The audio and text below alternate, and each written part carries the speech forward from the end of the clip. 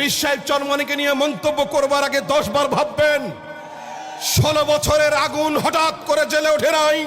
টেকনাফ থেকে তেতুলিয়া পীর সাহেব চরমনাই প্রতিদিন প্রতিনিয়ত প্রতিক্ষণ প্রতি মুহূর্ত বাংলাদেশের আনাচে কানাচে মানুষকে জানিয়ে দিয়েছে, অন্যায়ের প্রতিবাদ করেছে, দেশের বিরুদ্ধে ষড়যন্ত্র হলে রাজপথে নেমেছে।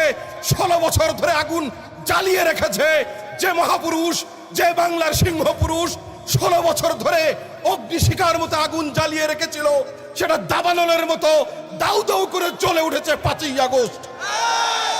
5ই আগস্টের আগুন হঠাৎ করে জ্বলে ওঠা কোনো আগুন নয়, এই আগুন 16 বছর ধরে চালিয়ে রাখা সেই আগুনের বারুদ। সুতরাং হঠাৎ করে ক্ষমতায় যাবার স্বপ্ন দেখা ভালো, কিন্তু বেশি স্বপ্ন দেখলে স্বপ্ন ভঙ্গ হয়ে যাবে। পীর সাহেব চরমনাই 3 কণ্ঠে বলেছেন, আগামীর নির্বাচন হতে হবে পিআর পদ্ধতিতে। পিআর পদ্ধতি